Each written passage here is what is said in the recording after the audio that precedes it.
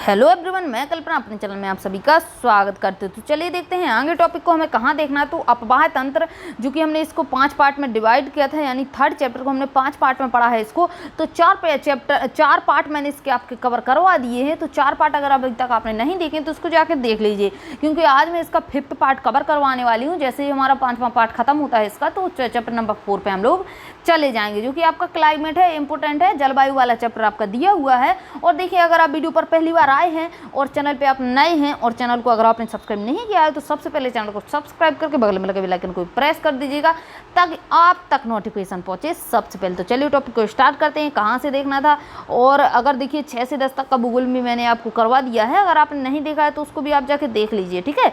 और आपका भूगोल के साथ साथ जो है, मैंने आपका भूगोल तो करवा ही दिया है, और साइंस भी 6 से 10 तक का करवा रखा है, और उसके साथ मैंने उसके पूरे टॉपिक वाइज मैंने टेस्ट भी करवा रखे हैं। तो चलिए इसको हमें इधर पे देखना था, पश्चिम की ओर बहने वाली छोटी नदियाँ। तो देखिए, पश्चिम की ओर बहने वाली छोटी नदियाँ, तो देखिए पश्चिम की ओर बहने वाली छोटी नदियाँ क्यों कहते हैं, इनको छोटी नदियाँ क्यों कहा गया है। अगर आप इंडिया की बात करें तो देखिए इसको देखिए इधर पे, अगर आप इंडिया की बात करें तो कुछ इस प्रकार से बनेगा। तो इधर पे आपका बनेगा पूर्वी घाट, इधर पे बन जाएगा पश्चिमी घाट। तो नदियाँ जो आपकी प्रायद्वीप भारत की अधिकतर पश्चिमी घाट से निकलती हैं।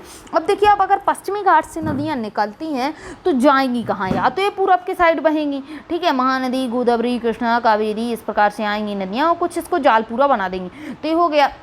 लेकिन आप एक चीज़ गौर करिएगा, ये लिया मैंने ब्लू, और इधर पे मैंने अगर इसको पूर्वी पश्चिमी घाट को बना दिया, तो पश्चिमी घाट से अगर पश्चिम की साइड ही नदियाँ चली जाएँ तो इनका मार्ग जो है, मात्र इनको इतना छोटा छोटा सा मार्ग मिलेगा, और छोटा छोटा सा मार्ग मिलने के बाद इन्हें इधर पे अरब सागर मिल जाएगा, यानी अरेबियन सी, इनको अरेबियन सी AS बोल सकते हैं, मिलेगा। तो ये अरब सागर में गिर जाएंगी जस्ट। और ये वाली जो नदियाँ हैं आपकी पूरब की साइड बहने वाली, इधर से पूरा मार्ग इतना लंबा संबा सा तय करके, इसलिए इनको बड़ी नदियाँ, और पश्चिम की साइड बहने वाली नदियों को हम छोटी नदियाँ कह देते हैं।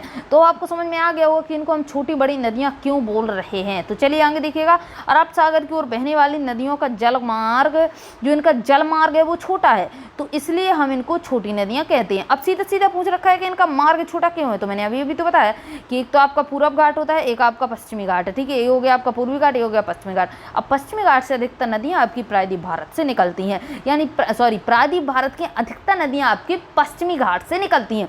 अब पश्चिमी घाट से नदियों का निकलती हैं तो कुछ इस साइड जाएंगी, जो कि लंबा है इनका मार्ग, और इस साइड जाएंगी। जैसे ही मार्ग इनका चलेगा और धम्म से इनको क्या मिल जाएगा, इधर पे अरब सागर, तो गिर जाएंगी उसमें। अब इसमें गिर जाएंगी तो इनका मार्ग तो इतना ही रह गया ना, तो इसलिए तो हम इनको छोटी नदियाँ कह रहे हो, इसलिए तो इनका मार्ग छोटा है, क्योंकि जगह कम है और इनको अरब सागर जल्दी मिल जाता है, तो अरब सागर में गिर जाती है। लेकिन इनको जो है बे ऑफ बंगाल जल्दी से नहीं मिलता है, यानी बंगाल की खाड़ी इनको जल्दी नहीं मिल रही है, तो नहीं गिर रही है। बस इतनी सी बात थी। आगे देखिए, गुजरात की छोटी नदियों को ढूंढिए। तो गुजरात की कुछ आपकी मुख्य नदियाँ हैं, एक एक दो दो तीन तीन नदियाँ हैं हमारी, जो हमारे 5 राज्य हैं। 5 राज्य देखिए कौन कौन से, अगर आप इंडिया को इस प्रकार से बनाते हैं तो इधर तो मिलेगा आपको गुजरात, इधर मिलेगा आपको महाराष्ट्र, फिर मिलेगा आपको इधर पर फिर से बना हुआ है, देखिए इधर पे इस प्रकार से बनेगा, इसको रेड से बनाते हैं। इधर पे मिलेगा आपको गुजरात, इधर पे मिलेगा आपको महाराष्ट्र, फिर मिलेगा आपको कर्नाटक, इधर मिल जाएगा आपको गोवा, गोवा के बाद इधर मिलेगा केरल, केरल के बाद तमिलनाडु।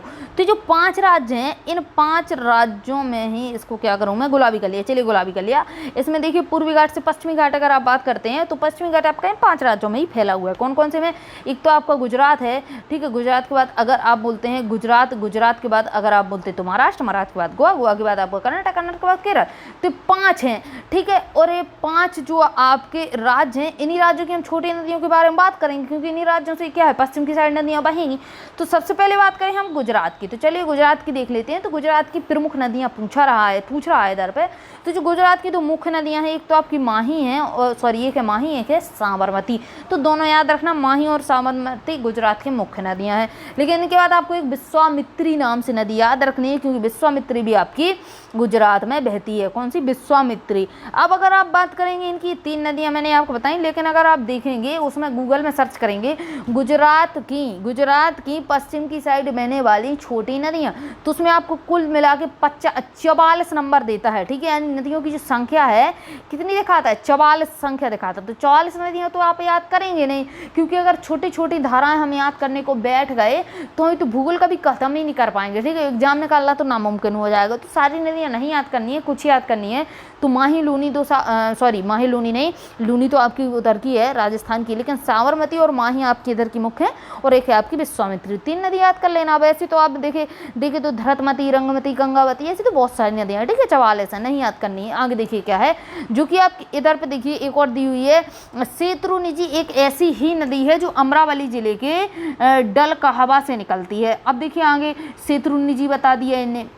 आगे देखिए भद्रा नदी राजकोट जिले के अनियाला गांव के निकट से निकलती है। इसको याद रखने लेना भद्रा को, क्योंकि देखिए चंद्रभद्रा जो आपकी है, ठीक है, तुंगभद्रा, सॉरी चंद्रभद्रा नहीं है, तुंगभद्रा है, तुंगभद्रा नदी है, जो कि किसकी सहायक नदी है, याद हो अगर आपको तो बताइए कमेंट करके, नहीं याद है तो देखिए मैं बताऊंगा आपको, कृष्णा नदी की सहायक नदी है तुंगभद्रा। तो यहाँ पे क्या होता है कि पहले ये तुंगभद्रा नहीं है, लेकिन इसमें ना ही ये भद्रा है ना ही कुछ है, ठीक है, लेकिन इधर पे एक भद्रा निकलती है, एक तुंग निकलती है, तो तुंग निकलती है, भद्रा निकलती है, और जो धाराएं मिलती हैं दोनों फिर बनती है एक नदी, और वो जो एक नदी बनती है तो इस नदी को हम बोलते हैं तुंगभद्रा।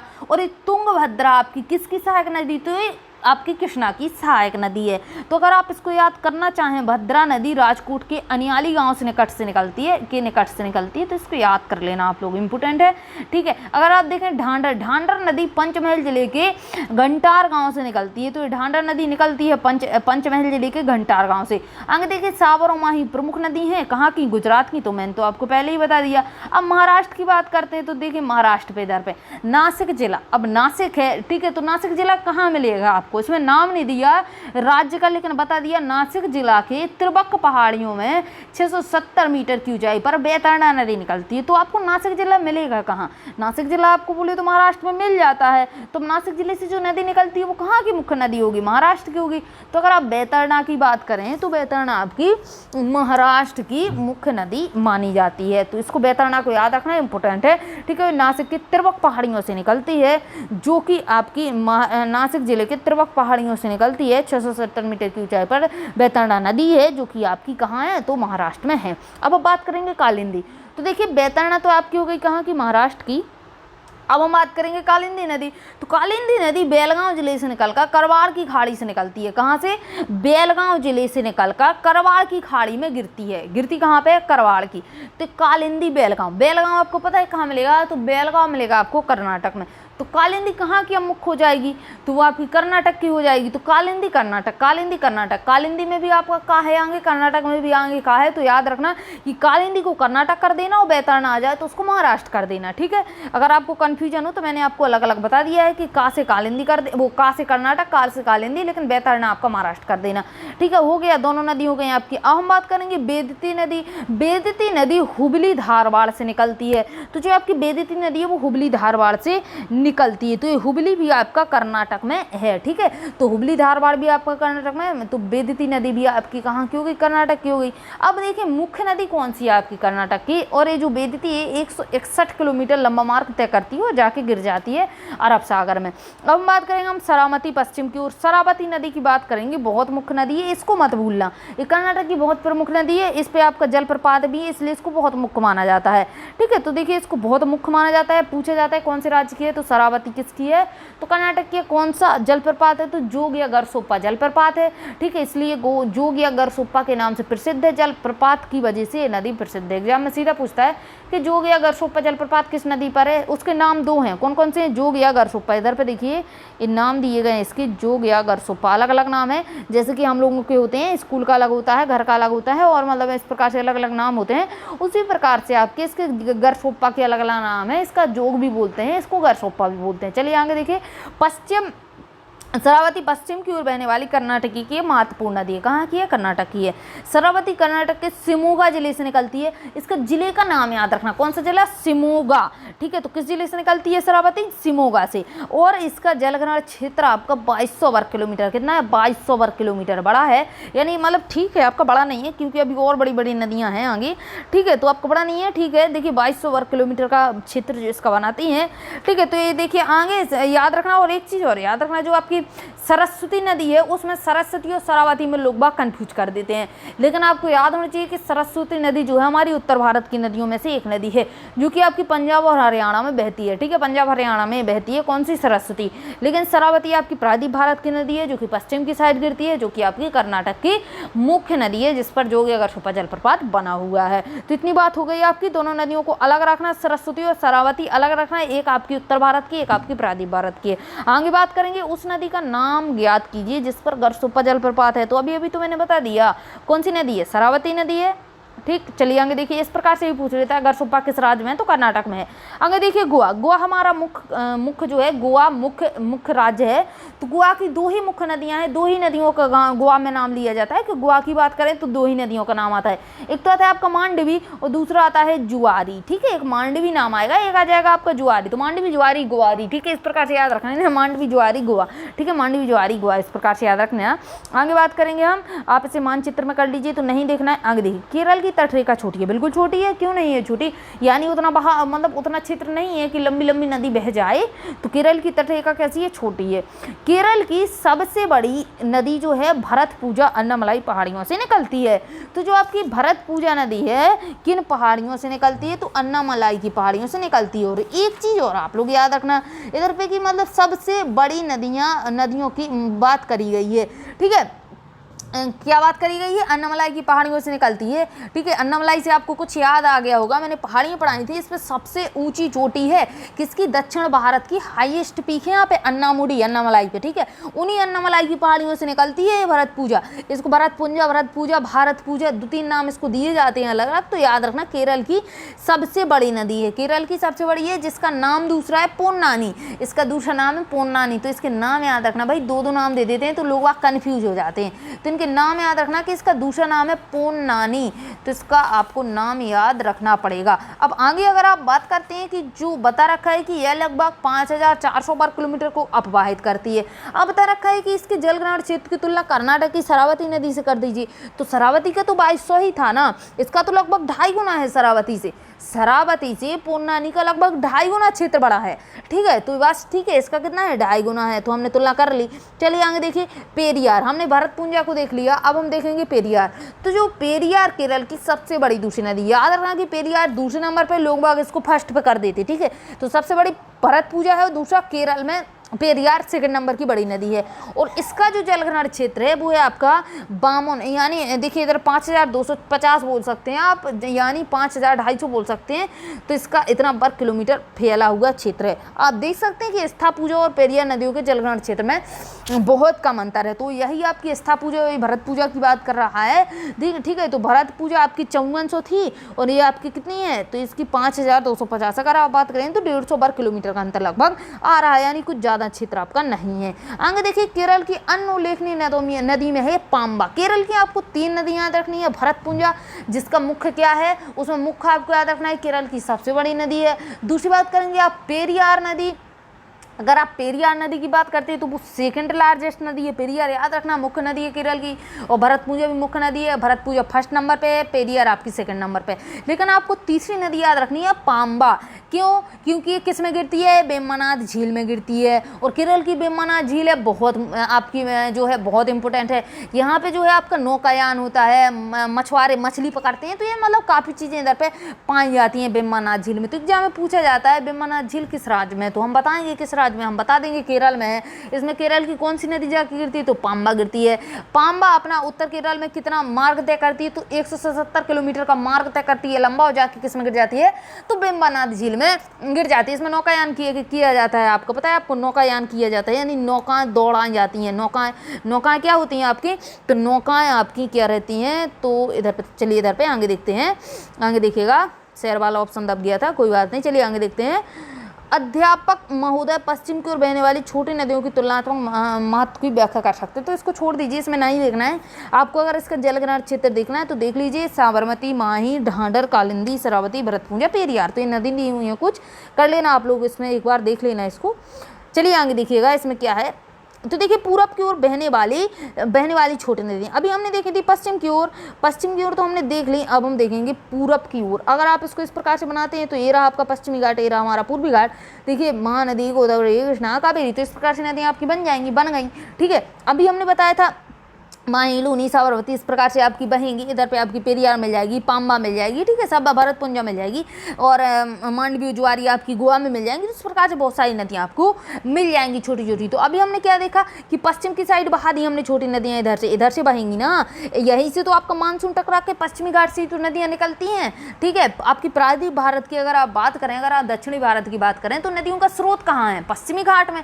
पश्चिमी घाट में पानी कहाँ से आता है? मानसून से आता है। ठीक है, और जब पश्चिमी घाट में पानी मानसून का पानी लगता है पश्चिमी घाट में, तो नदियाँ निकलती हैं। तो ये रही, कुछ इस साइड आ गई, कुछ इस साइड आ गई। तो अभी हमने देखा कि पश्चिम की साइड की छोटी नदियाँ देख ली। अब हम बात करेंगे पूरब की साइड की छोटी नदियाँ। हमने पूरब की साइड की बड़ी नदियाँ तो देख ली, महानदी, गोदावरी, कृष्णा, कावेरी। अब हम देखेंगे छोटी नदियों के बारे में। तो चलिए देख लेते हैं।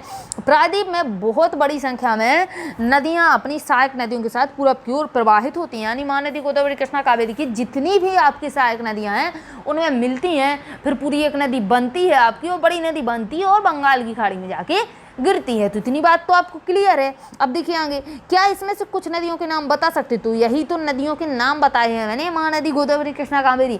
कुछ छोटी नदियाँ बंगाल की खाड़ी में गिरती हैं, तो कुछ छोटी भी नदियाँ हैं जो बंगाल की खाड़ी में गिरती हैं। अभी तो मैंने बड़ी बड़ी नाम बता दे। छोटे होने के बावजूद इन नदियों का अपना महत्व है। तो इन नदियों का जो है आपका खुद का महत्व है। हम बात करेंगे बैतरणी, ब्रह्मणी, स्वर्णरेखा, वाम साधना, पेन्नर, पलार, बेगई। तो ये नदियां हैं आपकी स्वर्णरेखा नदी। स्वर्णरेखा नदी आपकी झारखंड में बहती है, जो कि छोटा नागपुर पठार से निकलती है। ठीक है, वहाँ की नदी है। दूसरी आपकी बैतरणी, एक है ब्रह्मणी, एक है बेगई। देखिए इसमें नाम को थोड़ा कंफ्यूज मत करना, एग्जाम में हो सकता पूछ दे कि इनमें से कौन सी छोटी नदी, या डायरेक्ट लिख दे इनमें से कौन सी नदी जो है पश्चिम की साइड नहीं जाती है, और उधर पे आपको स्वर्णरेखा दे दे, या बैतरणी दे दे, या ब्रह्मणी दे दे, या बेगई दे दे, पलार दे दे, पेन्नर दे दे, वाम साधना दे दे, कोई भी अगर देता है ऑप्शन में, तो आपको क्या करना है कि ये जो नदियां दी हुई हैं तो पूरब और पश्चिम दोनों अलग रखना। एक क्या है आपकी पूरब के साइड की है, पश्चिम की मैंने पढ़ा दी है आपकी। तो याद रखना कि पूरब और पश्चिम की नदियों को थोड़ा अलग करना है, क्योंकि छोटी नदियां हैं ना, तो आप लोग इनमें कंफ्यूज कर देंगे, और कंफ्यूज करेंगे तो उधर पे आपका क्या रहेगा, कंफ्यूज करेंगे तो नंबर चला जाएगा। ठीक, आगे चलिए, आगे देखते हैं। अब इधर में फिर लिखा हुआ कि इसकी तुलना कीजिए, तो हमें नहीं करना है। स्वर्णरेखा, बैतरणी, ब्रह्मणी, पेन्नार, पलार। चलिए आगे देखिएगा। इनमें थोड़ा आप लोग एक बार जो आपकी मैंने बताई हैं, ये जो आपकी नदियाँ मैंने आपकी बताई हैं, स्वर्णरेखा, बैतरणी, ब्रह्मणी, इन सब में क्या करना है आपको थोड़ा देख लेना कि ये किस राज्य की मुख्य नदियाँ हैं, गूगल कर लेना। ठीक, आगे देखिए, नदी बहाव की प्रवृत्ति। तो क्या है नदी बहाव की प्रवृत्ति? तो देखते हैं। क्या आप जानते हैं कि नदी में बहने वाले जल की मात्रा सारा साल एक समान नहीं रहती? अरे हमने बहुत जगह पढ़ रखा है कि नदी के जो बहाव की मात्रा है वो पूरे साल नहीं पूरे अच्छे से रहती है, पूरे साल एक समान नहीं रहती है। क्या आप मतलब पूरे दिन या पूरे साल आप पूरे बराबर मोटिवेट रहते हैं कि हमें पढ़ना है? बिल्कुल नहीं रहते हैं। कभी आपका जो ग्राफ है डाउन जाता है, कभी अप हो गया, कभी डाउन हो गया, ठीक है, कभी अप जाता है, मतलब इधर पे आपका पॉइंट आ जाता है, भाई अब नहीं पढ़ना, फिर एकदम से नहीं अभी तो पढ़ना है, तो फिर से ऊपर, फिर से नीचे। तो इस प्रकार से ग्राफ कुछ चलता रहता है। तो वही तो नदियों का पानी का ग्राफ है, कभी कम कभी ज़्यादा, कभी कम कभी ज़्यादा। तो इस प्रकार से अब इसमें कम ज़्यादा कब रहता है? तो देखिए, क्या आप जानते हैं कि नदी में बहने वाले जल की मात्रा सारा साल एक समान नहीं रहती? हाँ, मैं बिल्कुल पता है कि सारा साल एक समान नहीं रहती। तो फिर आपको ये भी पता होना चाहिए कि कब ज़्यादा रहती है, कब कम रहती है। तो हमें पता है भाई, बरसात के मौसम में ज़्यादा रहती है, जो खतरे के निशान से ऊपर जाती है नदी, बरसात के मौसम में बाढ़ लाती है, ठीक है। लेकिन अगर आप बात करेंगे जैसे बरसात के बाद आपकी जो है सर्दियों का मौसम आता है, जस्ट सर्दियों के बाद जैसे आपका गर्मियों का मौसम आता है, और जैसे आपका नवंबर दिसंबर के बाद आपका जो दिसंबर जनवरी फरवरी का मौसम आता है, उस टाइम जो नदियों का पानी होता है कम होने लगता है, ठीक है। और आपकी मई जून, आपका अप्रैल मई जून में नदियों का पानी बहुत कम हो जाता है, ठीक है। फिर जहाँ पे जैसा मानसून पूरे देश में पहुंचता है, उस प्रकार से नदियों में पानी फिर से आने लगता है मानसून में, और इतना पानी आ जाता है कि वो खतरे के निशान से ऊपर निकल लेती हैं। चलिए आगे देखिएगा, इसमें क्या है, इसमें ऋतुओं के अनुसार बदलाव आता रहता है। तो वही तो मैंने बताया है, किस ऋतु में आप गंगा और कावेरी नदियों में सर्वाधिक प्रवाह की अपेक्षा कर सकते हैं? किस ऋतु में करेंगे, चाहे गंगा हो, चाहे कावेरी हो, चाहे मंदाकिनी हो, चाहे बैतरणी हो, कोई हो, बरसात के मौसम में ही पानी रहेगा उनमें अच्छा खासा, ठीक है। एक नदी के चैनल में वर्ष पर्यंत जल प्रवाह के प्रारूप को हम नदी बहाव प्रवृत्ति कहते हैं। क्या किसको बोलते हैं हम? नदी बहाव की प्रवृत्ति। उसके पूरे वर्ष पर्यंत जो जल का प्रवाह होता है, यानी किस प्रकार से जल बह रहा है, उसको हम कह देते हैं नदी बहाव की प्रवृत्ति की किस प्रकार की है। उत्तर भारत की हिमालय से निकलने वाली नदियां बारहमासी हैं। तो उत्तर भारत की हिमालय से जो नदियां निकलती हैं, हिमालय से नदियां निकलती हैं वो बारहमासी। अब इनको बारहमासी यानी 12 ही महीने बहती हैं। जनवरी से दिसंबर तक पानी कम ना होगा, कम तो होगा, ठीक है, कम तो होगा, लेकिन आप सूखे की स्थिति में नहीं देख सकते हैं। पानी उसमें बहुत रहता है। गंगा में आपका, गंगा यमुना इनमें पानी तो आपका अच्छा खासा रहता है। गंगा यमुना ब्रह्मपुत्र की बात कर लें या आप किसकी भी बात कर लें, जो भी गंगा नदी जो भी हिमालय से नदियां निकलती हैं उनमें 12 महीने पानी रहता है। क्यों रहता है? क्योंकि ये नदियां ग्लेशियर से बनी हैं। ग्लेशियर से यानी जो हिमालय है उन पर ऊंची ऊंची चोटी हैं। ऊंची चोटी होने के कारण बर्फ जम रखी है। बर्फ जमने के कारण वहाँ से नदियों का उद्गम क्षेत्र बन चुका है। अब बर्फ पिघलेगी, बर्फ आपकी पूरे साल पिघलती है। बर्फ पिघलेगी पानी आएगा, बर्फ पिघलेगी पानी आएगा, यानी उसको मौसम से कुछ लेना देना नहीं होता है। ऐसा नहीं होता है कि आपका सर्दी आएगी तो बर्फ जमेगी, गर्मी आई तो बर्फ पूरी पिघल गई, ऐसा नहीं होता है, ठीक है। यानी जो है ग्लेशियर पर डिपेंड रहती हैं नदियाँ। वो ग्लेशियर पर डिपेंड रहने की वजह से इसमें क्या होता है, पूरे साल पानी रहता है, क्योंकि अपना जल बर्फ पिघलने के कारण प्राप्त करती हैं, ठीक है। और ये वर्षा से जल प्राप्त करती हैं किससे? ग्लेशियर से, और प्राप्त करती हैं वर्षा से, ठीक है। तो जब वर्षा से प्राप्त करती हैं तो वो फिर तो अपने खतरे के निशान से ऊपर जाती ही हैं, ठीक है। उतना तो उनका कन्फर्म रहता है कि जैसे उनमें बरसात का पानी आता है तो वो खतरे के निशान से ऊपर जाएंगी। लेकिन अगर ग्लेशियर से पानी उनको मिलता है तो ये सूखती नहीं है। अब चलिए इसमें थोड़ा और एक चीज़ दी हुई है, क्या दी हुई है, इसको आपको क्या करना है, इस टेबल को थोड़ा स्क्रीनशॉट कर लीजिए। हिमालय और प्रायद्वीपीय नदियों की तुलना करना है। जैसे फर्स्ट बात इन्होंने कहा है उद्गम स्थल के बारे में, जैसे हिमालय की नदियाँ कहाँ से निकलती हैं, प्रायद्वीप भारत की कहाँ से निकलती हैं, ये तो हो गया आपका उद्गम स्थल। अब बात करेंगे आप प्रवाह की प्रवृत्ति, कब ज़्यादा है पानी, कब कम है, कहाँ से इनको पानी मिल रहा है, वो सब चीज़ें। तीसरी बात क्या है, अप्रवाह की प्रकार, नदी की प्रकृति, जलग्रहण क्षेत्र, नदी की आयु। तो मैं इसलिए नहीं आपको पढ़ाने वाली हूँ क्योंकि ये सारा कुछ मैंने पढ़ा दिया है, ठीक है। मैंने आपको पूरा कुछ पढ़ा दिया, बस इन्होंने तुलना कर दी, इनमें डिफरेंस लिख दिया, तो आपको पढ़ सकते हैं एक बार। फिर जो चीज़ समझ में नहीं आती है तो देखिए, अगर आपको कोई भी चीज़ मैथ से लेके, आपको कोई भी साइंस से लेके भूगोल में कोई प्रॉब्लम होती है तो आप लोगों को क्या करना है, फेसबुक और इंस्टा, जिसकी लिंक आपको अभी डिस्क्रिप्शन में मिलेगी। आप जैसे ही डिस्क्रिप्शन में जाएंगे तो फेसबुक और इंस्टा का लिंक आपको मिल जाएगा, और फेसबुक और इंस्टा का लिंक आपको मिलता है तो आप उधर पर जाकर मुझको क्या है, आपको फॉलो कर लेना। और फॉलो करने के बाद आप मुझको मैसेज भी कर सकते हैं, कोई भी अगर आपको प्रॉब्लम आती है तो, यानी कोई क्वेश्चन समझ में नहीं आता है तो मैं आपको कॉन्टैक्ट कर लूँगी। चलिए आगे देखते हैं, चीज़ों को थोड़ा आगे देखेंगे। कहाँ पे थे हम लोग, यहाँ पे थे। दक्षिण भारत की नदियाँ हिमनदों से नहीं निकलती जिससे इनकी बहाव प्रवृत्ति में उतार चढ़ाव आता है। यानी इनका कहने का मतलब है, जो हमारी, जैसे अगर आप बात करते हैं तो अगर हम उत्तर भारत की नदियों की बात करते हैं तो वहाँ पे जो उतार चढ़ाव की स्थिति है उतनी ज़्यादा आपको देखने को नहीं मिलती है जितनी हमें दक्षिण भारत की नदियों में बहुत ज़्यादा उतार चढ़ाव की स्थिति देखने को मिल जाती है। हम आगे देखेंगे तो आपको समझ में आएगा कि किस प्रकार को आपको चीज़ें देखने को मिलती हैं। इनका बहाव मानसून ऋतु में काफ़ी ज़्यादा होता है, तो अब भैया इधर पर पानी मिल जाता है, बरसात का तो बहुत ज़्यादा पानी मिल जाता है, ठीक है। और क्या होता है कि इन्हें अच्छा खासा पानी मिल जाता है, और जैसे ही बरसात ऋतु जाती है तो इनको पानी नहीं मिलता है, तो उसके कारण इनका जो बहाव है बहुत कम हो जाता है। इस प्रकार दक्षिण भारत की नदियों के बहाव की प्रवृत्ति वर्षा द्वारा नियंत्रित होती है, और जो प्रायद्वीप पठार के एक स्थान से दूसरे स्थान पर भिन्न होती है, तो इसी के कारण से भिन्न आपकी हो जाती है। क्या हो जाता है, बार बार आपका 1 मिनट के लिए रुकिएगा। चलिए इसमें आगे देखते हैं हम लोग, स्थान पर भिन्न होती है। चलिए इधर पे जल विसर्जन मीन्स होता है डिस्चार्ज, यानी किसी को छोड़ देना, यही होता है ना, डिस्चार्ज मीन्स छोड़ देना, विसर्जन या फिर ड्रेन कर जाना, खाली कर देना। तो विसर्जित हो गई नदी, कहाँ पे होगी विसर्जित, या तो जाके बे ऑफ बंगाल में होगी या फिर आपकी अरब सागर में होगी, 2 ही जगह होती है।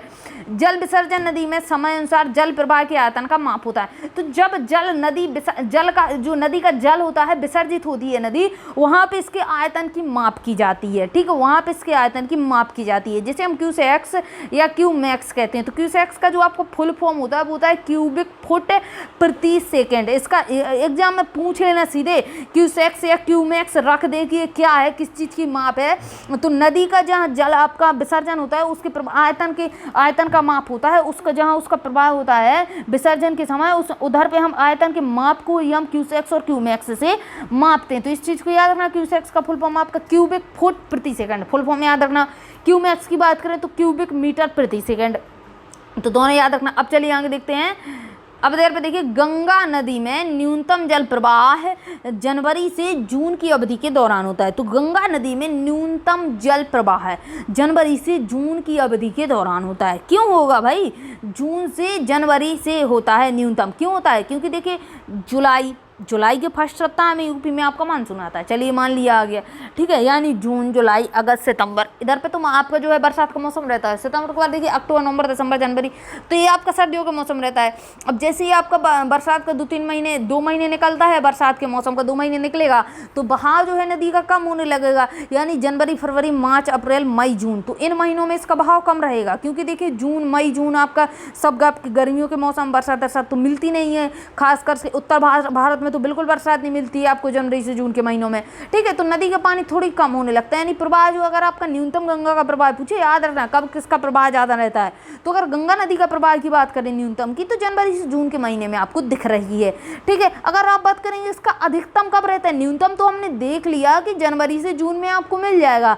लेकिन अगर आपसे कोई पूछ दे अधिकतम कब मिलेगा, तो अधिकतम कब मिलेगा? जैसे ही मानसून आएगा तभी अधिकतम मिलेगा ना।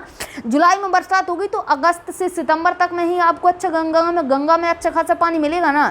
तो न्यूनतम और अधिकतम प्रवाह याद रखिएगा गंगा का। चलिए आगे देखिएगा, सितंबर के बाद प्रवाह में लगातार कमी चली आती है। तो जैसे ही आपका सितंबर निकलता है, सितंबर आपका बरसात का मौसम निकल गया, सितंबर के बाद अक्टूबर, नवंबर, दिसंबर थोड़ा थोड़ा पानी कम होगा। और जनवरी से अगर आप जून के महीने के बीच देखें तो आपको न्यूनतम प्रवाह उधर पर मिल जाएगा। इस प्रकार इस नदी की वर्षा ऋतु में जल प्रवाह की प्रवृत्ति मानसूनी रहती है। तो बिल्कुल मानसूनी के साथ साथ ग्लेशियर वाली भी रहती है, यानी हिमालय से पानी भी मिलता है, मानसून का तो मिल ही जाता है। अब देखिए क्या है, गंगा द्रोणी के पूर्व पश्चिम भागों को जल बहाव प्रवृत्ति में चौंकाने वाला अंतर आता है। अंतर आ जाता है पूर्व और पश्चिमी भागों में। तो कैसा अंतर आता है, चलिए इसको देख लेते हैं थोड़ा कि अंतर किस प्रकार का इसमें पड़ जाता है। वो रखा है कि चौंकाने वाला अंतर है। बर्फ पिघलने के कारण गंगा नदी का प्रवाह मानसून आने से पहले भी काफ़ी बड़ा होता है। ऐसा तो है नहीं कि उसका पानी बहुत ज़्यादा कम हो गया, भाई सूख गया, और मानसून का पानी आया तो गंगा नदी मतलब ज़्यादा बहेगी नहीं, ऐसा तो बिल्कुल नहीं है। क्योंकि उसमें बर्फ पिघलने के कारण बहुत अच्छा प्रवाह उसका रहता है। और जैसे ही उसको मानसून का पानी मिलता है तो भाई वो खतरे के निशान से ऊपर जाती है डायरेक्ट, ठीक है। मानसून का पानी आने से खतरे के निशान से ऊपर जाती है। अब हम बात करेंगे क्या है, अब उसमें बात क्या है, फरक्का में गंगा नदी का औसत अधिकतम जल प्रवाह लगभग कितना दिखाया गया है। क्योंकि देखिए जो फरक्का डैम है आपका, जो फरक्का बांध जो आपका देखा गया है, देखिए फरक्का बांध के बारे में मैं आपको एक चीज़ बताऊं, इधर पे थोड़ा गलत हो गया था। मैंने आपको कोई एक चीज़ पढ़ाई थी, इधर पे मैंने आप लोगों को एक चीज़ पढ़ाई थी। मैंने जब आपको गंगा नदी पढ़ाई थी या मैंने आपको जब ब्रह्मपुत्र नदी पढ़ाई थी, तो मैंने बताया था गंगा नदी एक ऐसा स्थान आता है जहाँ से गंगा नदी क्या होती है, 2 पार्ट में डिवाइड हो जाती है। तो ये जो फरक्का बैराज है आपका कहाँ मिलता है, इसको आप फरक्का डैम बोल सकते हैं, फरक्का बांध बोल सकते हैं। तो ये मिलता है हमें वेस्ट बंगाल में, यानी वेस्ट बंगाल यानी बंगाल में मिल जाएगा आपको, ठीक है। पश्चिम बंगाल की बात करेंगे आप तो मिल जाएगा। उधर से क्या होती है, गंगा नदी चली आती है आपका फरक्का, तो गंगा नदी इस प्रकार से 2 भागों में बट जाती है, बट गई। अब ये जो नदी है आपकी, ये नदी आपकी कहाँ जा रही है, पद्मा नदी है। पद्मा नदी जा रही है आपकी बांग्लादेश में, और ये रही आपकी हुगली आ जाती है आपकी पश्चिम बंगाल में।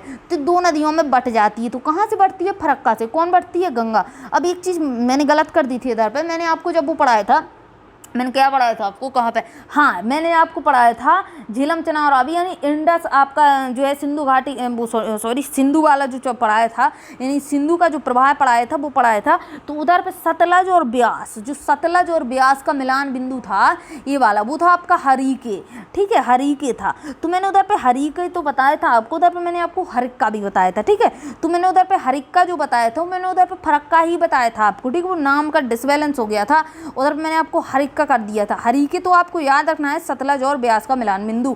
लेकिन फरक्का डैम बताया था मैंने, उधर पे फरक्का बताया था आपको कि फरक्का डैम से नदी, गंगा नदी 2 पार्ट में डिवाइड हो जाती है। तो मैंने उधर पे आपको फरक्का नाम ना लेके हरिक्का लिया था, तो इसको गलत है, ठीक है। ये नाम मिस्टेक हो गया था, इसको फरक्का नाम है, इसका हरिक्का नाम नहीं है, थोड़ा मिक्स नाम है, इसलिए गलत हो गया था। तो इसको सही कर लेना, उसका नाम क्या है, उसका नाम फरक्का है। गंगा नदी 2 पार्ट में डिवाइड हो जाती है, ठीक है। अब देखिए आगे, इसका न्यूनतम प्रवाह कितना है, तो इसका अधिकतम आपको 55,000 मिल जाता है, लेकिन न्यूनतम इसको आपको 1300 मिलता है। तो इसमें उतना फर्क नहीं है, गंगा का देख लिया हमने। अब देखिए आगे, जल प्रवाह के इतने अधिक अंतर के लिए कौन कौन से कारक उत्तरदायी। चलिए इसको थोड़ा आगे देखिएगा, इसमें और क्या है आपका। तो देखिए प्रायद्वीप की तो प्रमुख नदियों की हम बात करेंगे, तो कौन कौन सी प्रमुख नदियां उन्होंने इधर पर बात कर रखी है। तो प्रायद्वीप की दो नदियों की प्रवाह प्रवृत्ति हिमालय की नदियों की तुलना में रोचक अंतर प्रस्तुत करती है। हिमालय की नदियों में पानी का जो है उतना प्रवाह नहीं कम होता है, ना मतलब बहुत कम नहीं होता है, ठीक है, बहुत कम नहीं होता है। लेकिन आप नर्मदा की बात करें तो नर्मदा नदी में जल विसर्जन का स्तर जनवरी से जुलाई माह तक बहुत कम रहता है। जनवरी से जुलाई माह तक आपको कम मिलेगा, लेकिन अगस्त में इस नदी का जल प्रवाह अधिकतम हो जाता है। यानी नर्मदा की बात करें तो जून जुलाई का महीने का पानी लेगी और अगस्त में जाके इसका बहाव अच्छा आ जाता है, तो अधिकतम बहाव कम मिलता है। तो अगस्त के बाद या अगस्त में आप देखते हैं तो इसमें अच्छा बहाव मिलता है। किसकी बात कर रही हूँ मैं? तो मैंने आपकी नर्मदा की बात करी, ठीक है, नर्मदा और तापी आपको ध्यान है, तो वही चीज़ मैंने बात करी। आगे देखिए क्या है, तो इसमें क्या होता है, लेकिन अगस्त में इस नदी का जल प्रवाह अधिकतम हो जाता है तो यह अचानक उफान पर आ जाती है। पानी अच्छा खासा मिल गया, बरसात का उफान पर आ गई। अक्टूबर महीने में बहाव की गिरावट उतनी ही महत्वपूर्ण है, यानी बहुत ज़्यादा पानी जो है इसका गिर जाता है जितना अगस्त में उफान है। अब पानी नीचे गिरेगा, बरसात का मौसम गया, पानी नीचे गिरेगा। अब देखिए गरुड़ेश्वर में दर्ज इस नदी के बहाव के आंकड़े बताते हैं कि इसका जो अधिकतम बहाव है कितना है, 3200 क्यूसेक्स, और इसका न्यूनतम देखिए 15। अब आप अंतर देखिए 3200 और 15, मतलब कितना फर्क आ जाता है। तो यही चीज़ ये लोग बताने की कोशिश कर रहे हैं कि इसके अधिकतम और न्यूनतम बहाव है जो आपकी प्रायद्वीप नदियों को बहुत ज़्यादा अंतर आ जाता है, लेकिन आप हिमालय की नदियों में इतना अंतर नहीं देखते हैं। अब देखिए गोदावरी में न्यूनतम प्रवाह मई में और अधिकतम आपको जुलाई अगस्त में मिल जाएगा। तो ये हो गया आपका अगस्त माह के पश्चात इसके प्रभाव में भारी कमी आती है, अगस्त माह के पश्चात इसके प्रभाव में भारी कमी आने लगती है, ठीक है। लेकिन फिर भी अक्टूबर और नवंबर में प्रवाह की आयतन जो है जनवरी से मई तक किसी भी माह की तुलना में अधिक रहता है। चलिए इसको थोड़ा आगे देखेंगे। पोलावरम में गोदावरी नदी का औसत इसमें कितना विसर्जन देखा गया है, औसत अधिकतम विसर्जन इसका 3200 क्यूसेक्स देखा गया है, लेकिन न्यूनतम की बात करें तो 50। फिर से अंतर, कहाँ 3200 कहाँ 50, बहुत ज़्यादा अंतर। ये आंकड़े नदी की प्रवाह प्रवृत्ति की जानकारी हमें देते हैं। तो ये आंकड़े हमने देखे तो इससे हमें पता चलता है कि नदी कहीं पे ज़्यादा बहती है, कहीं पे कम बहती है, बस इतनी सी बात थी। नदी जल उपयोग की सीमा, तो नदी जल का उपयोग करते हैं क्योंकि भाई शुद्ध जल आता है, उसमें नमक नहीं रहता है, हम लोग उसको पीते हैं, हर काम में यूज करते हैं, ठीक है, नदियों का जल, क्योंकि पीने वाला जल जो है आपको पता है बहुत कम है। तो जो नदियों का पानी हम पीते हैं, तो देखिएगा नदी जल उपयोग की सीमा, तो क्या क्या सीमा है इसकी।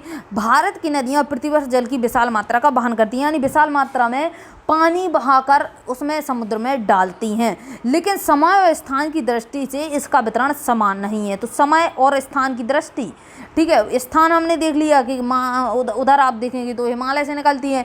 दूसरी बात अगर देखते हैं तो अपराधी भारत से, तो इसमें अंतर ही तो है, स्थान से ही तो अंतर। और समय की अगर आप बात करते हैं तो देखिए बरसात का मौसम, एक बात कर लें अब गर्मियों का मौसम, तो समय के अनुसार भी इसका वितरण अलग हो जाता है और स्थान के अनुसार भी इसका वितरण अलग हो रहा है। अब देखिए आगे देखेंगे तो 12मासी नदियाँ पूरे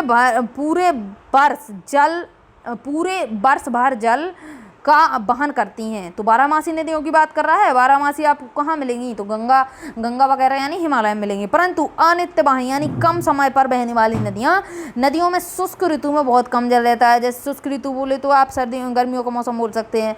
वर्षा ऋतु में अधिकांश जल बाढ़ में व्यर्थ हो जाए। तो बरसात ऋतु में क्या होता है, बहुत सारा जल आपका बाढ़ में बह जाता है, समुद्र में बह जाता है, ठीक है।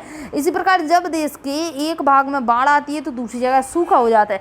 पानी जो है आपका, पानी जो है इसकी जो है प्रबंधन की आपकी जो है प्रबंधन की समस्या है, और प्रबंधन की समस्या है तो बरसात के मौसम में पूरा पानी बह जाता है, और वही पानी हमें दिक्कत करता है गर्मियों के मौसम में, क्योंकि जब पानी बह जाएगा, जब पानी बह जाता है तो ना तो वो भौमजल बनता है। अब आप बोलेंगे भौमजल क्या होता है, तो भौमजल मीन्स होता है भूमि का जल, जो जल बरसात का या किसी भी चीज़ का सूख, जैसे आपका भूमि पे जल गिरेगा, ठीक है, यानी कच्ची ज़मीन पे जल गिरता है, कच्ची यानी मिट्टी पे पानी गिरता है तो मिट्टी उसको सोख लेती है। लेकिन अगर आप पक्के फर्श पर पानी गिराते हैं तो पानी जो है भाप बन के आपका धीरे धीरे उड़ जाएगा, लेकिन फर्श उसको सोखता नहीं, यानी नीचे की साइड पानी नहीं जाएगा। तो जब आप बोर करते हैं नल के लिए, यानी पानी निकालने के लिए हम लोग बोरिंग करते हैं मशीनों के द्वारा, तो क्या होता है कि उसमें कच्ची ज़मीन जो होती है वहाँ से हम पानी निकाल लेते हैं आराम से। क्यों? क्योंकि वो भौमजल नीचे गया है, वो उधर पे है, ठीक है। लेकिन अगर आप उधर पे पक्की सड़क पे अगर बोर करने के लिए बैठ जाएं तो क्या आपको उधर पे पानी मिलेगा? नहीं मिलेगा, क्योंकि बरसात का मौसम तब था जब उधर पे पानी आया तो वो पानी पूरा नालों के द्वारा बह के समुद्र में जा चुका है, सड़क के नीचे कोई पानी नहीं बचा आपका, तो वही चीज़ होती है। अब उधर पे पानी नहीं बचा तो अब गर्मियों के मौसम में क्या होगा, उधर पे सूखे जैसी स्थिति बनेगी, बिल्कुल बनेगी सूखे जैसी स्थिति, क्योंकि उधर पे नीचे पानी है नहीं। अगर हम बोर करते हैं तो पानी नहीं मिलेगा, तो वही चीज़ है कि कहीं पे सूखा ग्रस्त पड़ जाता है। और अच्छा जो है आपकी गर्मियों में सर्दियों में बाढ़ आ जाती, सॉरी जो है बरसात के मौसम में बाढ़ आ जाती है। बाढ़ कहाँ आती है, अब बाढ़ की स्थिति देखिए कि कच्ची ज़मीन है, अच्छे पेड़ पौधे लगे हुए हैं, जंगल वंगल है आपका, तो बढ़िया से पानी आपका वहाँ पर रुक जाएगा ज़मीन में बहा के। ना तो उधर पे आपका जो है क्या है कि उधर पे ना तो ज़मीन टूटती है ना कुछ होता है। लेकिन अगर आप शहरों में सड़कें वगैरह देखते हैं तो उधर का पानी बहता रहता है, एकदम बहता रहता है, और बहेगा तो बाढ़ की स्थिति बनेगी। तो वही चीज़ है कि एक बोल रखा है कि एक समय पर कहीं पे सूखा कहीं पे बाढ़ बिल्कुल हो जाता है, कोई बड़ी बात नहीं है। चलिए देखते हैं ऐसा क्यों होता है। तो ऐसा इसलिए होता है क्योंकि जो प्रबंधन की समस्या है वो सही नहीं है हमारे यहाँ पे, ठीक है।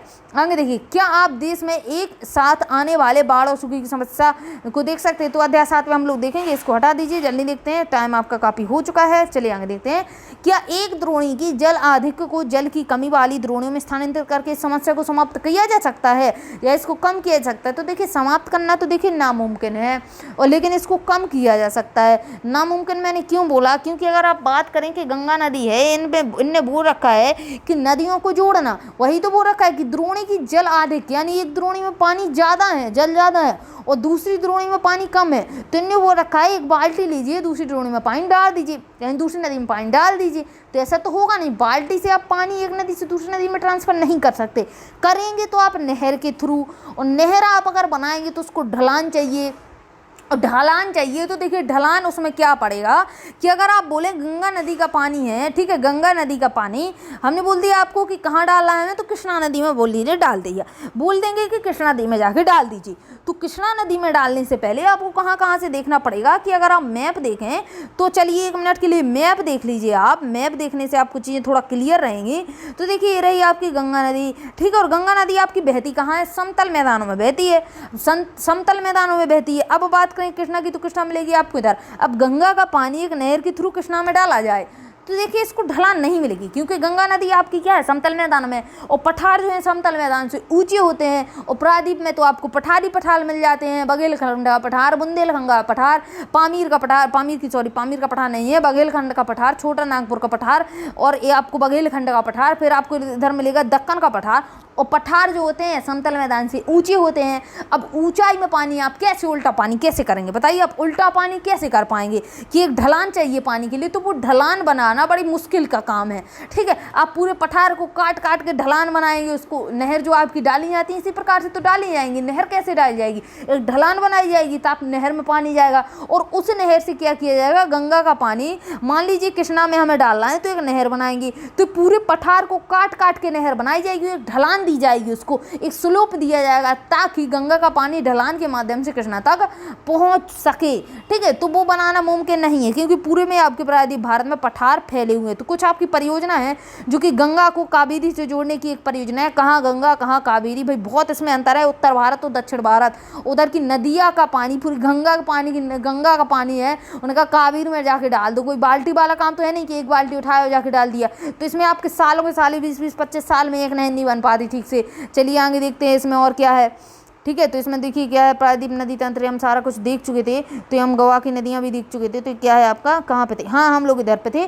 तो कुछ आपकी जो है सरकार ने योजना चलाई हुई है, तो देखिए कौन कौन सी हैं। एक तो आपकी पेरियार नदी पे एक योजना चला दी जिसको हम पेरियार द्वीप परिवर्तन यानी डायवर्जन योजना। डायवर्जन क्या है, किसी को अपने मार्ग से भ्रमित कर देना। तो पेरियार को भ्रमित करने की सोच रहे हैं ये लोग, यानी नहर बहर बना देंगे, पेरियार का पानी किसी और नदी में डाल देंगे। इंदिरा गांधी नहर परियोजना, तो ये इंपॉर्टेंट है आपकी कि जो आपकी इंदिरा गांधी नहर परियोजना है तो ये कहाँ बनी हुई है। तो पहली बात तो आपकी सतलज ब्यास, जो मैंने आपको हरिके बताया, अभी आपको क्या बताया, हरिके। तो ये जहाँ इसका मिलान बिंदु है सतलज और ब्यास का, जिसको आप हरिके नाम से जाने जाते हैं, उस बिंदु को जानते हैं। तो वहाँ से एक नदी वहाँ से एक नहर निकाल दी, किसका, उसको नाम क्या दिया, इंदिरा गांधी नहर परियोजना। सबसे पहले इसका नाम था राजस्थान राजस्थान नहर परियोजना। क्यों था? क्योंकि इंदिरा गांधी जो नहर है ये पूरा राजस्थान के क्षेत्र कवर करती है और पीने का पानी से लेकर हर चीज़ का पानी, सिंचाई का पानी, पीने का पानी इंदिरा गांधी नहर से ही राजस्थान वालों को मिलता है। तो इसलिए पहले इसका नाम था राजस्थान नहर परियोजना, पर इसका नाम चेंज कर दिया गया। उसका नाम रख दिया गया क्या? जो रख दिया गया इंदिरा गांधी नहर परियोजना। क्यों रखा? क्योंकि ओनली पंजाब में नहीं, ओनली ये राजस्थान में नहीं है, बल्कि राजस्थान, पंजाब, हरियाणा, राजस्थान, पंजाब, हरियाणा नाम याद रखना राज्यों के। जो आपकी इंदिरा गांधी नहर है किन राज्यों के क्षेत्र से निकली हुई है और कहाँ कहाँ पे पानी आपकी पहुँचाती है? तो राजस्थान तो पहुँचाती है, सबसे ज़्यादा राजस्थान का क्षेत्र है इसमें, लेकिन पंजाब हरियाणा में थोड़ी बहुत जाती है। तो इसलिए फिर इसका नाम चेंज किया गया, राजस्थान की जगह इसको इंदिरा गांधी बोला गया। इंदिरा गांधी नहर परियोजना याद रखना निकलती कहाँ से है? तो सतलज और ब्यास के मिलान बिंदु हरीके से निकलती है। बहुत इंपॉर्टेंट पॉइंट है, याद रखना। कुर्नूल कोडप्पा नहर योजना चली है और आपकी ब्यास सतलज लिंक, यानी ब्यास जो सतलज को जोड़ दिया जाए। हाँ, ये चीज़ आपकी आसान हो सकती है कि उत्तर भारत की नदियों को पूरे उत्तर भारत से जोड़ दिया जाए, यानी जितनी भी उत्तर भारत की नदियाँ हैं एक दूसरे को नहर के द्वारा लिंक कर दिया जाए, नहर के द्वारा, और आपकी दक्षिण भारत से दक्षिण भारत की नदियों को लिंक कर दिया जाए। लेकिन दर फिर एक प्रॉब्लम आती है कि जो आपकी दक्षिण भारत की नदियाँ हैं उनमें तो आपका हर समय पानी, यानी बरसात का मौसम छोड़ो उसमें पानी कम रहता है, हर समय पानी कम मिलता है आपको, यानी हर नदी में पानी कम हो जाएगा। लेकिन अगर आप उत्तर भारत की नदियों की बात करें तो उसमें हर समय पे पानी अच्छा रहता है, ठीक है। और जैसे ही उसका मानसून का पानी मिलता है तो वो खतरे के निशान से ऊपर चली जाती है, बाढ़ लाती है, ठीक है। तो ये तो थोड़ा दिक्कत हो जाएगी कि मतलब उसमें कुछ उतना फायदा नहीं होगा, क्योंकि उत्तर भारत की नदियों में तो हमेशा अच्छा पानी रहता है। एक आपकी गंगा कावेरी लिंक परियोजना, तो इसी की बात करी थी मैंने, कहाँ गंगा, कहाँ कावेरी, कहाँ उत्तर, कहाँ दक्षिण, इसको जोड़ने की बात है। तो इसमें बहुत मेहनत का काम है, इस पर काम चल रहा है आपका। चलिए आगे देखिएगा। क्या आपने समाचार पत्रों में नदियों को आपस में जोड़ने के बारे में पढ़ा है? तो हमने क्यों नहीं पढ़ा, आए दिन पढ़ते हैं हम लोग। क्या आप समझते हैं कि मात्र नहर बनाकर गंगा नदी का पानी प्रायद्वीप नदियों में स्थानांतरित किया जा सकता है? नहीं किया जा सकता, बड़ी मुश्किल की समस्या है। मुख्य समस्या क्या है? मुख्य समस्या है ऊंचाई, धरातल, पर्वत, पठार, ठीक है। पठार ही मिलेंगे, पर्वत खैर नहीं मिलेंगे, ऊंची ऊंची चोटियां मिल जाएंगी आपको, ठीक है, बीच बीच में, ठीक है। चोटियों की बात नहीं करिए, लेकिन आपको पूरे प्रायद्वीप भारत में पठार मिलेंगे। अब उन पठार को आप लोग कहाँ तक काटेंगे, क्योंकि वो पठार समतल मैदान से ऊंचे हैं, और समतल मैदान आपको जो गंगा का आपका पूरा क्षेत्र है और गंगा में आपका पानी अच्छा रहता है, तो अगर उसको हम कावेरी तक ले जा रहे हैं तो कैसे ले जाएंगे, क्योंकि ऊंचाई नीचाई का फर्क है, कहाँ पठार और कहाँ समतल मैदान, ठीक है। तो उस चीज़ का फर्क आ जाता है। तो वही चीज़ बता रखा है कि क्या इतना आसान है कि हम एक नदी का पानी दूसरे में एक बाल्टी डाल के पूरा आपका ट्रांसफर कर दें? नहीं कर सकते, कोई बाल्टी वाला काम है ही नहीं उधर पे। बहुत मुख्य समस्या है। मुख्य समस्या क्या है? तो धरातल। धरातल आपकी ऊबड़ खाबड़ है, धरती की बात कर रहा है, ठीक है, ऊबड़ खाबड़ है, ऊंचा नीचा है, तो आपकी उधर से परेशानी पड़ेगी। मैदानी क्षेत्रों से पठारी क्षेत्र में जल कैसे उठाया जाए? बताइए। आप जल को उल्टा कर सकते हैं? नहीं कर सकते ना। कि अब आपको क्या करना है कि कोई नीचा क्षेत्र है, ठीक है। अब उस नीचे क्षेत्र से आप नदी को बोले ऊंची साइड जा या सीढ़ी चढ़ के जा, तो हो ही नहीं सकता। नदी तो कहाँ जाएगी? ढलान में जाएगी। तो वही चीज़ बोल रखा है कि मैदानी क्षेत्र जो है आपका, जो गंगा के मैदान बोले जाते हैं, जो आपका समतल मैदान बोला जाता है, उसको पठारी क्षेत्र पे आप चढ़ा लेंगे क्या? पठार पे चढ़ा लेंगे? नहीं चढ़ा पाएंगे ना। तो वही चीज़ तो मुख्य समस्या बन रखी है। सरकार ने तो परियोजनाएं चला दी। आगे देखिए, क्या उत्तर भारत की नदियों में पर्याप्त जलाधिक है? तो भाई ठीक है ना, उत्तर भारत की नदियों में जल रहता है, इतना अधिक नहीं है, यानी बाढ़ ना आए या खतरे के निशान से ऊपर ना जाए तो हम उसको बहुत ज़्यादा जल नहीं बोल सकते कि नहीं बहुत ज़्यादा जल है, हम इसको कहीं ट्रांसफ़र करना चाहिए, नहीं तो बाढ़ आने वाली है। तो देखिए नॉर्मल पानी रहता है आपका, इधर नदियाँ जो है सूखती नहीं है, इतना ज़्यादा पानी नहीं है कि बहुत खतरे के निशान से हमेशा ही गंगा बनी रहे। वो बात अलग है कि उसको बरसात का पानी मिल जाता है तो हो जाती है कभी कभी, जिसे स्थानीय तौर पर स्थानांतरित किया जा सकता है। इन्होंने बोल रखा है कि इसको स्थानांतरित किया जा सकता है, लेकिन एक चीज़ ये है ना कि हाँ हम इसको स्थानांतरित कर सकते हैं। मान लीजिए दक्षिण भारत की नदियों में पानी नहीं है, पीने के पानी की समस्या आ रही है। अब पीने के पानी की समस्या आ रही तो गंगा का पानी हम वहाँ भेज सकते हैं। क्यों भेजेंगे? इससे अच्छा वो पानी उसमें गिरे, जो है समुद्र में पानी गंगा का गिरे, उससे अच्छा पानी पीने को मिल जाए। क्योंकि पीने का पानी अगर कम होता है तो क्या है, आपका महामारी मचेगी। यानी पीने का पानी महामारी नहीं, जैसे अगर पीने का पानी नहीं मिलेगा तो क्या है, सूखा पड़ेगा ना, लोग मरेंगे। तो उससे अच्छा गंगा पानी समुद्र में जाए, उससे अच्छा क्या है हम पीने के लिए पहुंचा दें।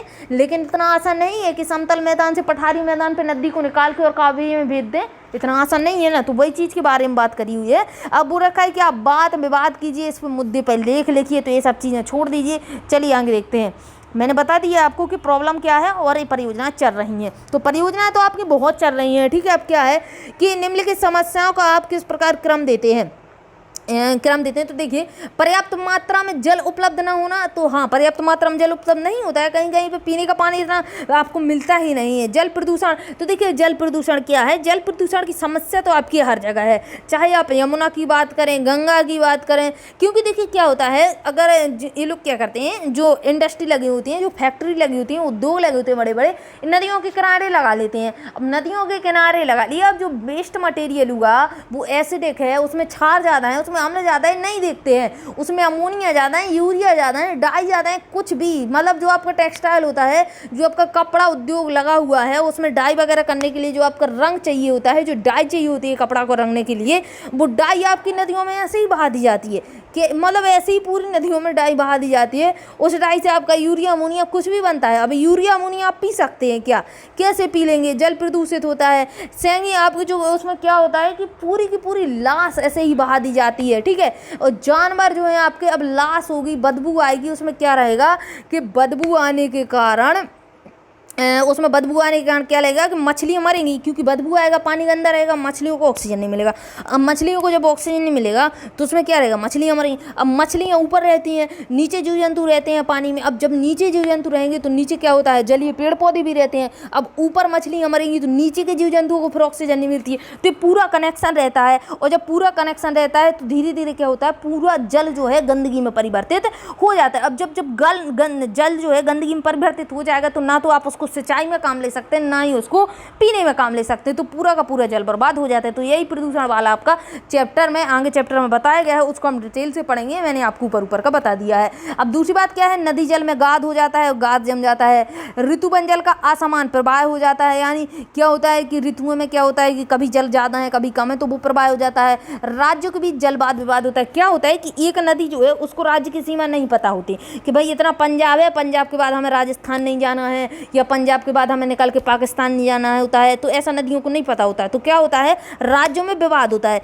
यानी ये लोग जाते हैं कहाँ पे, तो ये लोग सुप्रीम कोर्ट जाते हैं। किस आर्टिकल के तहत जाते हैं, आर्टिकल याद रखना 262 के तहत ये लोग वाद विवाद के चक्कर में सुप्रीम कोर्ट चले जाते हैं, यानी केस कर देते हैं। तो राज्यों के बीच विवाद होता है। अब जैसे देखिए कोई नदी है एक राज्य से तो निकलती नहीं है, अगर गंगा की बात करें तो उत्तराखंड में अकेली निकलेगी नहीं, ठीक है। अब उत्तराखंड से कहाँ जाती है, उत्तराखंड से यूपी में जाएगी, बिहार में जाती है, पश्चिम बंगाल में जाती है, बहुत से राज्यों से निकलती है, 4-5 राज्यों से हो गया, ठीक है। तो अब क्या होता है, मान लीजिए जैसे आपका रावी ब्यास है, तो रावी ब्यास जो नदियां हैं, देखिए किन किन राज्यों में विवाद कर रखा है, तो एक तो आपका पंजाब, हरियाणा, राजस्थान, इन 3 राज्यों ने विवाद कर रखा है। लोग क्या करते हैं कि जैसे डैम बना लिया, डैम से क्या होता है हम पानी को रोक सकते हैं, ठीक है, डैम बना लिया, बांध बना लिया, हम पानी को रोक सकते हैं। तो इन लोगों में लड़ाई हो जाती है, जैसे ऊपर की साइड अगर नदी में जो है उधर पे डैम बना लिया तो पानी उधर पे राज्य के द्वारा रोक लिया जाता है, ठीक है। दूसरे राज्य में पानी कम आएगा, ये लोग जाएंगे कहाँ पे जाएंगे, सुप्रीम कोर्ट चले जाते हैं, किस आर्टिकल के तहत, 262 के तहत। तो राज्यों के बीच जल वाद विवाद, तो इसको देखिए जल विवाद में क्या क्या होता है, तो देखिए रावी और ब्यास में देखिए किन किन राज्यों के में है, लिख लीजिए इसको, पंजाब, राजस्थान, हरियाणा में है। अगर नर्मदा की बात करें तो एमपी, गुजरात, महाराष्ट्र, राजस्थान। अगर आप कृष्णा की बात करें तो महाराष्ट्र, आंध्र प्रदेश, कर्नाटक, तेलंगाना। अगर आप कावेरी की बात करें तो केरल, कर्नाटक, तमिलनाडु और पुडुचेरी भी इसमें शामिल है कावेरी के विवाद में। अगर आप बात करें गोदावरी की तो महाराष्ट्र, आंध्र प्रदेश, कर्नाटक और आपका मध्य प्रदेश और उड़ीसा। अगर आप महानदी की बात करें तो छत्तीसगढ़, उड़ीसा में है। अगर आप पेरियार की बात करें तो इसने भी तमिलनाडु और केरल में विवाद कर रखा है। तो ये हो गया आपका। और देखिए मध्य धारा की ओर बस्तियों के विस्तार के कारण नदी वाहिकाओं का सिकुड़ना, तो विस्तार होता जा रहा है बस्तियों का और नदियाँ सिकुड़ती जा रही है। चलिए इसको आगे देखिए, नदी प्रदूषित क्यों है, तो नदी प्रदूषित क्यों है बताया तो है, उसमें जो गंदा कचरा होता है ना, सीधे नालों, जो आपके बड़े बड़े नाले होते हैं ना, सीधे सीधे नाले जो होते हैं उस नालों को नदियों में खोल दिया जाता है। अब बड़े बड़े नाले नदियों में खोल दिए जाएंगे तो उसमें जो है आपका बहुत सारा कचरा, मलमूत्र आपका सब उसी में जाता है, तो वो पानी सारा पानी में उसमें नदी में चला जाता है, गंदा होता है पानी नदी का, एक बात हो गई। अब औद्योगिक कूड़ा करकट कहाँ डाला जाता है, तो जो आपका फैक्ट्री का कचरा बचता है वो भी नदियों में सीधे बहा दिया जाता है, वो चीज़ हो गई। और देखिए बहुत से शमशान घाट नदियों के किनारे बनाए जाते हैं, तो उधर पे क्या होता है, शमशान घाट में जो उसमें राख निकलती है उसको तो डाल देते हैं, कपड़े डाल देते हैं, राख डाल देते हैं, बहुत सारी चीज़ें डाल देते हैं, और कई बार उसमें सीधी सीधी बॉडी यानी मृत शरीर को भी उसमें नदी में बहा देते हैं। अब वो सड़ेगा गलेगा क्या होगा, आप उसका पानी नहीं पी सकते हैं। कुछ त्योहारों पर फूलों और मूर्तियों को नदियों में डुबा दिया जाता है। अब जैसे आपका गणपति बप्पा का त्यौहार होता है और 9 दुर्गा होते हैं आपके, तो क्या होता है, मूर्तियाँ बहा दी जाती हैं। अब मूर्तियों के साथ साथ, मूर्ति तो ठीक है मान लीजिए मिट्टी हो गई, लेकिन जो उसमें डाई होती है ना, ऊपर से कलर होता है, वो कलर भी पानी में घुल जाता है, उसको हम नहीं पी सकते। ठीक है, बड़े पैमाने पर स्नान व कपड़ा धोना भी नदी जल को प्रदूषित करता है। बड़े पैमाने पर स्नान करेंगे आप तो उसमें क्या होता है, साबुन शैम्पू लगाते हैं, अब वो साबुन शैम्पू पूरा पानी में घुल के जाता है। कपड़ा धोते हैं उसमें आप निरमा वगैरह का यूज करते हैं, सोडा का यूज करते हैं। ठीक है, तो वो पूरा पानी में चला जाता है, उसको आप पी नहीं सकते ना। आप घर में डाल के उसको पी के देखिए एक बार, नहीं पी सकते तो फिर आप कैसे पियेंगे? नदियों के पानी से भी नहीं पी सकते। आगे देखिए क्या है, इससे प्रदूषित होती है नदी। नदियों को प्रदूषित मुक्त कैसे किया जा सकता है? तो भाई नदियों को प्रदूषित मुक्त करना मुश्किल है, लेकिन हमारे हाथ में है। अगर हम देखें, अगर हम सोच लें कि हमें गंगा नदी को, एक इंसान भारत का सोच ले कि हमें किसी भी नदी को प्रदूषित नहीं करना है, तो हम अपने आप से नदियों को साफ कर सकते हैं। ठीक है, और क्या आपने गंगा एक्शन प्लान सुना है? तो नमामि गंगे परियोजना, गंगा एक्शन प्लान, यमुना के लिए योजना चली हुई है, बहुत सारी योजनाएं आपकी चलती रहती है गंगा को साफ करने के लिए। यमुना को तो सफाई होती रहती है, लेकिन आम आदमी नहीं मानते हैं तो फिर से गंदी होती रहती है। दिल्ली में यमुना सफाई, तो आपका दिल्ली किसके किनारे बसा है? यमुना के। ठीक है, दिल्ली में यमुना सफाई अभियान के विषय में आपने पढ़ा होगा, बिल्कुल पढ़ा है। नदियों को प्रदूषण मुक्त बनाने हेतु योजना को इकट्ठा कीजिए, इसको सबको छोड़ दीजिए। आगे देखते हैं, तो चैप्टर 10 पे आपका समाप्त होता है। तो देखिए क्या है, निम्नलिखित में से कौन सी नदी बंगाल का सूख मानी जाती है? तो एक था आपका बिहार का सूख, एक था आपका बंगाल का सूख। तो गंडक सोन तो हम मानेंगे नहीं बिल्कुल से। एक रही आपकी कोसी और दामोदर। तो कोसी को हमने क्या माना था? कोसी को हमने क्या माना था? सबको ही मानता है बिहार का सूख, और दामोदर को मान लिया हमने बंगाल का सूख। दोनों हो गए आपके, बता दिया। तो बंगाल का सूख, दामोदर। निम्नलिखित में से किस नदी की द्रोणी भारत में सबसे बड़ी है? अब भारत में सबसे बड़ी किसकी है? तो गंगा की है। ठीक है, भारत में पूरी गंगा फैली हुई है। ठीक है, अगर बड़ी नदी द्रोणी पूछी ना, द्रोणी पूछी तो गंगा करना, बड़ी पूछी तो सिंधु करना। ठीक है, अगर लंबाई में बड़ी पूछता है तो सिंधु करना, क्योंकि सिंधु की लंबाई आपकी 2900 किलोमीटर, गंगा की तो आपकी 2525 है। तो लंबी पूछे तो 2900 में कौन आ जाएगी? सिंधु। लेकिन द्रोणी पूछे तो गंगा आएगी, क्योंकि सबसे ज्यादा गंगा फैली हुई है। सिंधु तो आपकी पाक में चली जाती है, यानी पाकिस्तान में निकल देती है। अगर देखिए, निम्नलिखित में से कौन सी नदी पंचनद में शामिल नहीं? पंचतंत्र नहीं, पंचनद। तो पंचनद कौन कौन से माने जाते हैं आपके? तो झेलम, चनाव, रावी, ब्यास, सतलज आपकी पंचनद मानी जाती हैं। कौन कौन सी? झेलम, चनाव, रावी, ब्यास, सतलज। सिंधु नदी पंचनद में नहीं मानी जाती है, बहुत मुख्य इंपोर्टेंट पॉइंट है।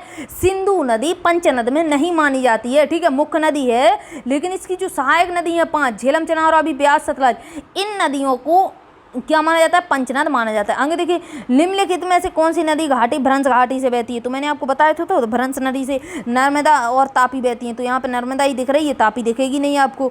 ठीक है, सोन, यमुना, लूनी, इसको छोड़ दीजिए। चलिए आगे देखिए, कौन सा अलकनंदा और भागीरथी का संगम प्रयाग है? तो अलकनंदा और भागीरथी का हमें देखना था ना, तो आपका अलकनंदा और भागीरथी का क्या था? तो इधर पे देखिए, एक था आपका विष्णु प्रयाग, एक था आपका रुद्र प्रयाग, एक था आपका कर्ण प्रयाग, एक था आपका देव प्रयाग। तो देखिए इधर पे क्या था, एक हमारा बना था, इधर पे देखिए अलकनंदा और भागीरथी। तो जो आपके अलकनंदा और भागीरथी का जो प्रयाग बनता है, वो बनता है आपका देव प्रयाग। क्योंकि देखिए इधर पे क्या है, इधर पे अगर आप देखते हैं तो दो नदियां सबसे पहले निकलती हैं। किन किन की? छोटी धाराएं निकलती हैं, धौला और विष्णुगंगा। इधर पे आपका अलकनंदा भागीरथी का देवप्रयाग हो गया, लेकिन एक मिनट के लिए समझ लीजिए कि एक धौला निकलती है, विष्णुगंगा निकलती है। धौला और विष्णुगंगा जैसे ही मिलती हैं तो ये बनाती हैं क्या? अलकनंदा। अलकनंदा ने बना दी तो ये पॉइंट बना, इसको हम कहते हैं क्या? इस पॉइंट को विष्णु प्रयाग कहते हैं। हो गया, चलिए ठीक है। अब एक और नदी आती है, एक अलकनंदा में पिंडार मिल जाती है, एग्जाम में पूछा जाता है। ठीक है, एग्जाम में पूछा जाता है, इसलिए मैं बार बार रिपीट कर रही हूँ। एक आती है पिंडार, पिंडार इस पॉइंट पे मिलती है। तो पिंडार जहाँ पे अलकनंदा में मिलती है उसको हम कहते हैं कर्णप्रयाग। चलिए हो गया। फिर एक निकलती है मंदाकिनी, मंदाकिनी फिर आके इधर पे मिलती है, तो मंदाकिनी इसमें मिलती है, तो उसको हम क्या कहते हैं? उसको हम कहते हैं रुद्रप्रयाग। ठीक है, उसको हमने रुद्रप्रयाग कह दिया, इसको कह दिया हमने विष्णुप्रयाग। विष्णुप्रयाग के बाद पिंडार के लिए हमने कह दिया कर्णप्रयाग, मंदाकिनी के लिए कह दिया हमने रुद्रप्रयाग। तो कौन सा प्रयाग बचा? एक बचा आपका देवप्रयाग, जिसको हम अलकनंदा और भागीरथी के नाम से जानते हैं। तो कौन सा आपका? देवप्रयाग, याद रखना। चलिए आगे देखते हैं। तो ये चैप्टर आपका होता है समाप्त। और अगर आप चैनल पर हैं तो चैनल को सब्सक्राइब कर लीजिए, और अगर एक भी पॉइंट आपको समझ में आए तो प्लीज़ करके लाइक कर देना वीडियो को, क्योंकि लाइक करना जरूरी है। और हम मिलेंगे कल नए चैप्टर के साथ, क्योंकि चैप्टर नंबर 3 आपका समाप्त हो चुका है। हम मिलेंगे कल नए चैप्टर के साथ, तब तक के लिए जय हिंद, जय भारत।